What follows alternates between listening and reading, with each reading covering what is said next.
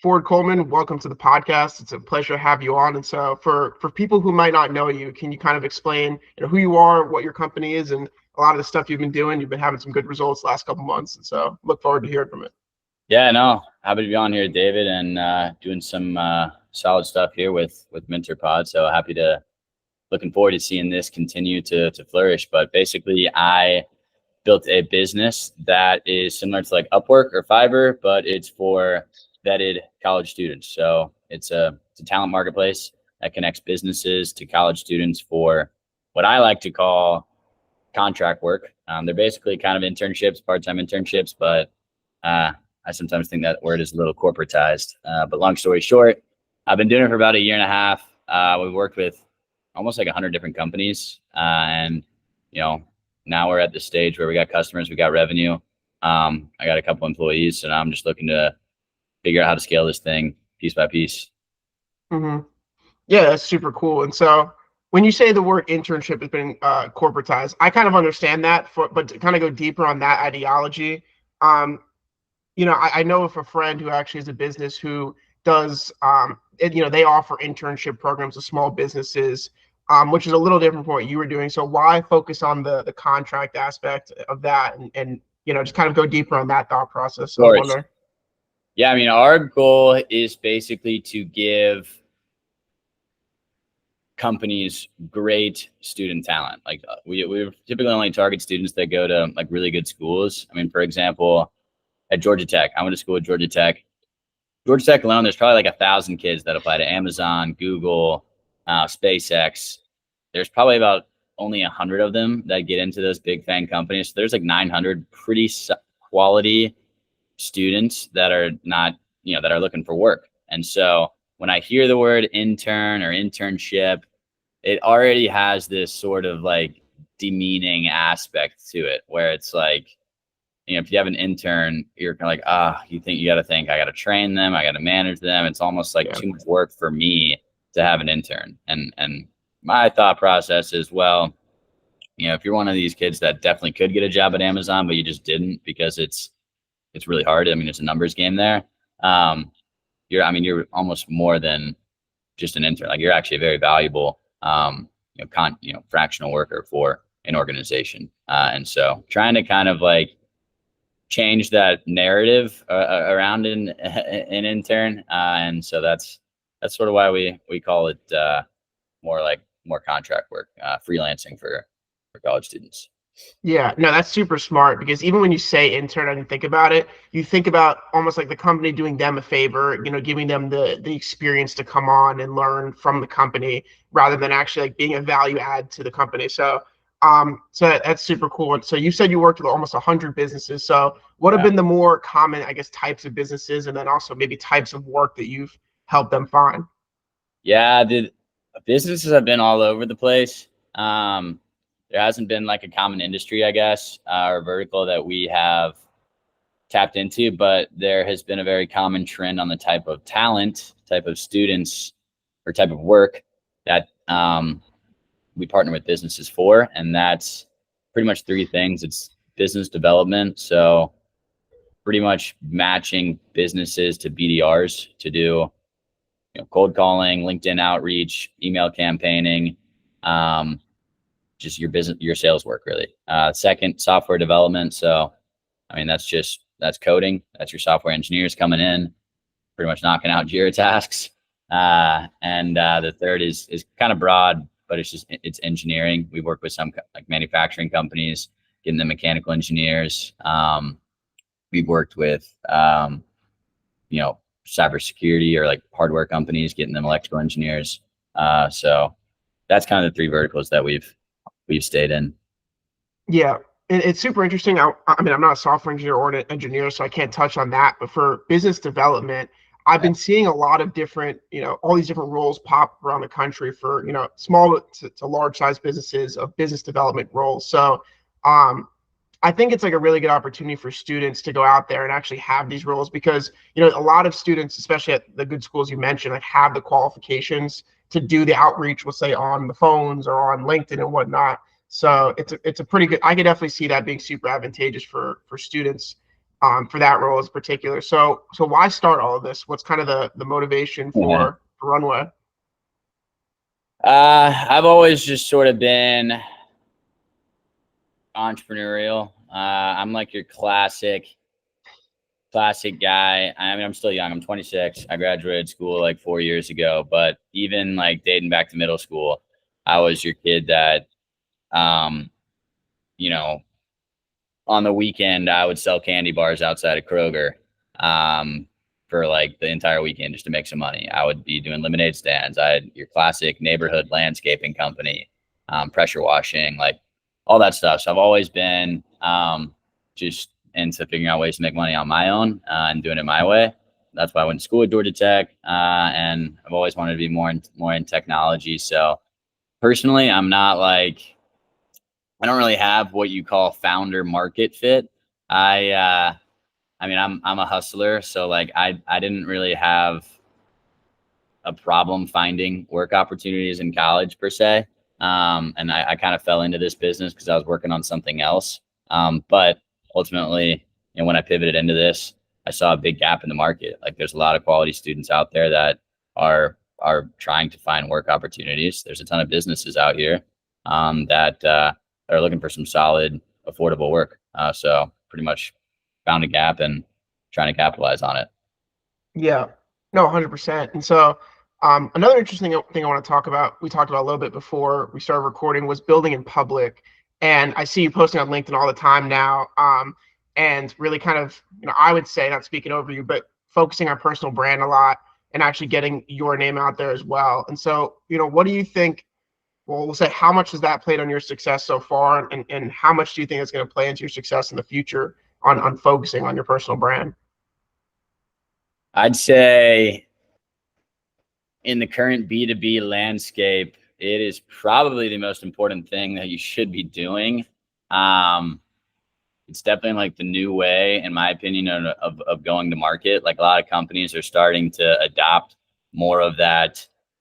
A lot of B2B companies are starting to adopt their go-to-market strategy more like, B2C companies, where you know, it's a lot of like social selling, and again, getting that brand and name out there. So we've invested heavily time into that. I mean, I probably spend 25 hours a week just making content.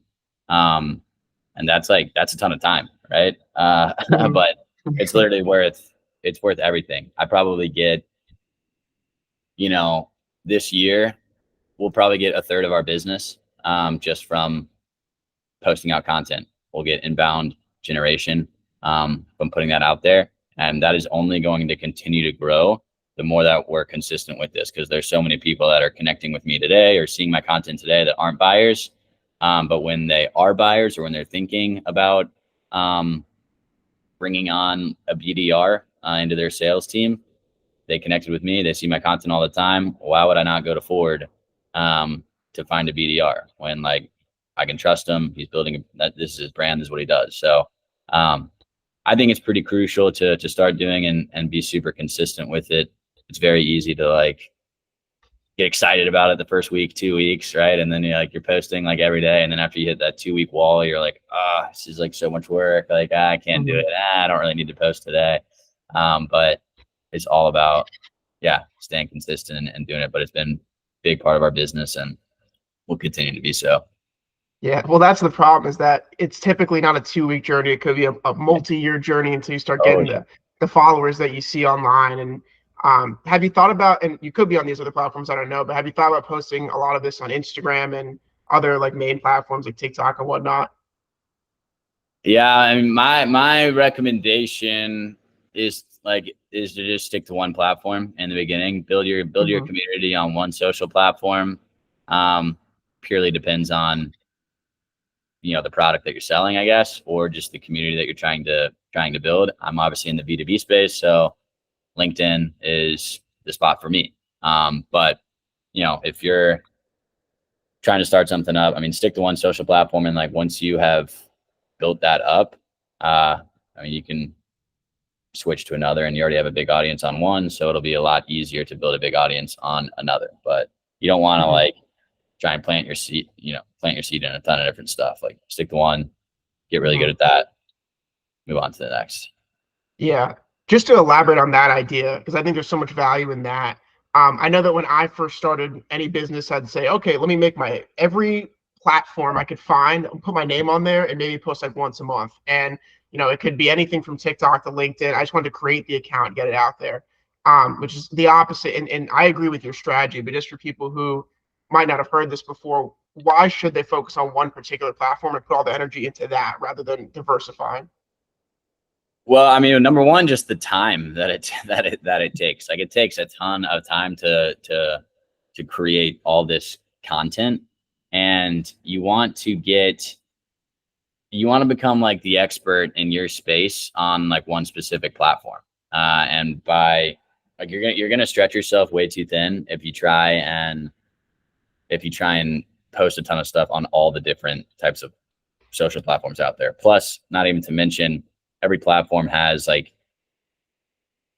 an audience that is on that platform for a specific type of content. And so you need to be thinking about what you post on LinkedIn is something completely different than what you'd be posting on TikTok or what you'd be posting maybe like on YouTube.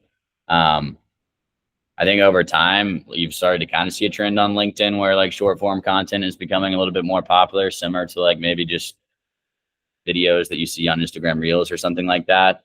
So it might become a little bit more meshed in the future, but I do think, again, you don't want to stretch yourself too thin, get great on one thing, and then grow from there. Yeah, I wonder with LinkedIn because I see, when I first got on the platform, it must have been like 4 or 5 years ago. There was really no content out there, especially organically, that I can remember. But I remember it was just purely networking and more communications. And now I feel like the platform was more shifting towards the content side. There still is a professionalism sort of sense, but what do you think that you could see as like the future for the platform as it continues to evolve? Do you think it's going to become too much to the content side? Do you think that's what LinkedIn needs? Because it is becoming more entertaining as it is now versus what it was. So, what are your thoughts on how the platform is moving? I honestly think it is like maybe on the cusp of what it is going to become like 10 years from now or Hmm. 5 years from now, even.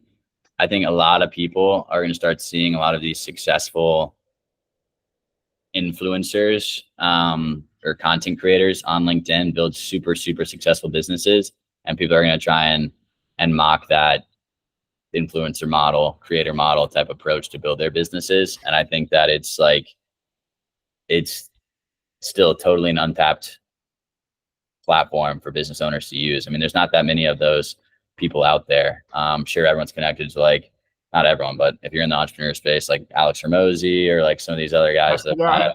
that have kind of blown up, but like, it's not like there's a ton of them out there. Like maybe like on Twitter or X, right? There's a lot of Hmm. people that have 1 million+ followers, but on LinkedIn, I mean, there's really not. And it's very conceivable if you're a business owner to think that you can get there. All you have to do is be consistent, post something that is valuable to people, and they'll come listen to you.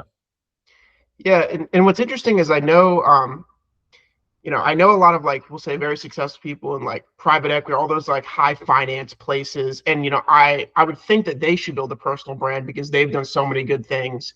But they, obviously they're probably hesitant to go on TikTok and start talking about like private equity. But I Yeah. feel like LinkedIn is kind of that sweet spot to where it's a natural transition for them. A lot of these super successful people that go on there and build their brand, especially like these B2B companies you're mentioning. So I couldn't agree more.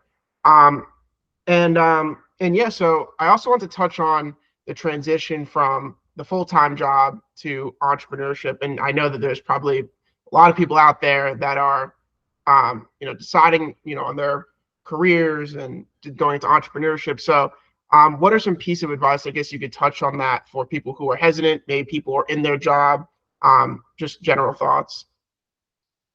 Yeah, I would say, I mean, if you're young, if you want to be an entrepreneur, a business owner, um, now is the time to do it. Like, there's no reason to wait. I have plenty of friends that are like, my dream is to start a business one day, but I have to keep working in my consulting job 1 more year, and then I have to go to my MBA, and then I have to work at that consulting company again for another 2 years, and then I can start my business. Well, that point, you're 30 years old and maybe you're married.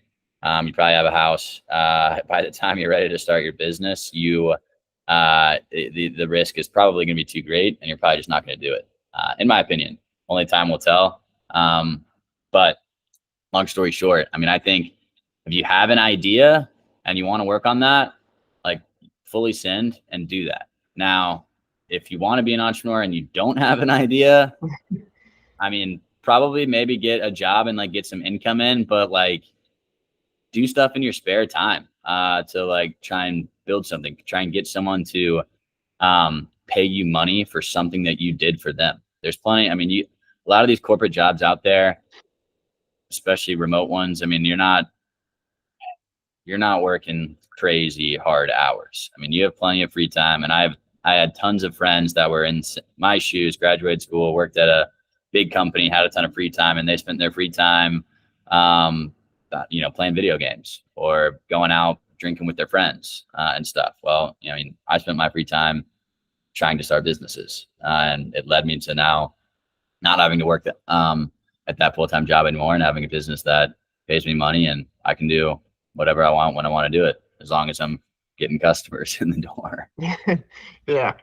And so what would you say to the idea? I feel like there's two different ideas in the marketplace I could see right now, where it's leave whatever you're doing, go 100% all in. Like that's the only answer. And, I hear like, stay at your main job, build that income up until where it's a smarter idea to leave that and go to pursue your opportunity. So would you side more with the second option on terms of strategy, or just what are your thoughts on those two different ideas? Yeah, I mean, I would side more to the second one. Investors and VCs will tell you, oh, you got to be all in. Otherwise, like, you're not going to be successful. And it's like, well, I don't really think that that's true. To be honest, they're just saying that so that maybe when you do go all in, they can give you money and then take some of your business. But that's another conversation, segue and that kind of space. But yeah, I mean, I say go option two. In my opinion, I mean, your business needs to be bringing in like probably 6 figures of revenue in like a year before you decide like this is something where I should go full time on. I mean, if you're it's the first step obviously is getting someone to pay you something for money. But if you're like a company, if you just started something and you're like, oh, I made $1,000 this month on my business, that's amazing. Not many people have ever done that. But don't quit your job to then go on that full time. I mean, you still have such a long journey to like figure out the business. So hold on to the income, build up some savings, and then keep building up your business. And then once you're at that point where it's like bringing in some good money and you see some growth out of it, go full time, and you can live off your savings for a little bit as well. Yeah. And by the way, I would agree with that strategy too. Just wanted to hear your perspective. In the idea of, as far as I'm aware, you haven't taken out investor capital for your business and you've bootstrapped it the whole way through. What's the decision behind that, I guess? And I see that talked about a lot on your LinkedIn page. And so how has that kind of informed your journey? Yeah, it's, when you're young and you're trying to get into startups, like you go to the incubators, accelerators, and get into all of that. And a lot of them train you on like how to get funding, how to get your business up to the point where you can start getting investors to look at you. And I mean, I think that that's kind of a flawed really model. I mean, when you're early building your business, you have no idea what your business is going to be. You might tell yourself that you do and convince yourself that, you know everything. And like, this is what my business is going to be in 10 years. But like the reality is, I mean, you just, you just don't. And it only comes with time and like continuing to build up your business. So my stance on that is like, absolutely do not take any capital your first year building your business. Maybe not even your first 2 years. I mean, I think you got to get up to the point again. My opinion is get to that 100 grand in like annual revenue mark, or like 10K in MRR. Then in that case, and then kind of assess and see if it makes sense to take on capital. The only reason to go venture is if you think your company is going to win the entire market. That's it. It's a winner take all space in the venture world. And if it, you know, my company, for example, there's a lot of people out there doing the exact same thing. Also, I'm building a business, like, in my opinion, there's a revenue cap to my business. Like, it's not, I don't think it's $1 billion company. So why would I waste my time getting venture funding that they're just going to try and make me spend a ton of money to grow a ton when I don't think the business can grow that fast. So, you know, you really have no idea, like, the unit economics of your business or how fast it can grow until you've been in it for at least 1 year. In my opinion, 2 years, because then you can compare things year over year on how you've done. Yeah, I'm definitely team bootstrap all the way. Yeah.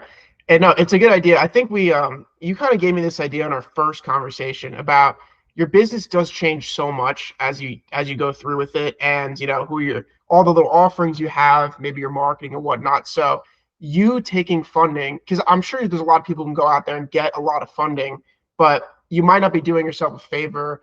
And I have a lot of friends who've actually done that, and it seems like they're reporting to their investors all the time. It doesn't feel like their business. And it's fine if that happens in year 5, but it's in 6 months. And so your creativity just got thrown out the window because, you listen to all your investors. And so I definitely think that's good advice. And so is there anything I might have missed in terms of business, entrepreneurship, college life that I might have missed that you want to give advice to maybe earlier entrepreneurs? Yeah, well, I mean, just following up on that conversation, I mean, the question you have to ask yourself is, like, who are you building for? Like, who are you building your business for? Are you building it for yourself so you can become financially free? Are you building it for just a challenge because, it's really, really hard to do? Are you building it for, again, like, you think your product is like a something that's going to change the world and it's going to, take over the world by storm? So, like, you have to ask yourself those questions. And in my experience, most people who start a business, like, they're building it for like themselves and become financially free in the challenge of it. And that's not for those businesses. There's no reason, like, don't go venture for that. And a lot of people, when you're young too, you're on LinkedIn, all you see is, people raised a pre-seed here, seed there, they raised millions of dollars. You're like, oh wow, like, that's super cool. Like, that's really impressive. And then you're like, well, I should be doing that too, right? It's the same thing when you're in school and everyone's getting banking jobs and consulting jobs. And you're like, well, I should probably think about doing banking and consulting because everyone else is doing it. So it's kind of that same, like, thought methodology, but it's easy to get trapped into it and just try and go that route. But you have to try your hardest to not. So that's just kind of, again, a follow up on that. But no, I'd say, just advice to other young entrepreneurs is, go out there. If you have an idea for something, start selling. It's all about sales, entrepreneurship in the infancy stages. And you have to convince someone to give you something for money. Do that once, then do it 10 more times, then do it 100 more times. Then you have a successful business, a repeatable sales model, and then you can, like, figure out all the other stuff that goes into a business. But yeah, entrepreneur, learn how to do cold calling and learn how to sell. Yeah. No, 100%. I couldn't agree more. And I think it's a good piece of advice, because I think in the entrepreneurship world, there's so many people running around thinking they have to create the next unicorn company or the next $1 billion startup or whatnot, the next Facebook. And I think being honest with, like, just to go back to your earlier comment on, like, your actual goals, like, are you doing this to become, the next $1 billion company in the next 6 months, or are you just doing this because you want the challenge, you want to build, like, your finances and whatnot?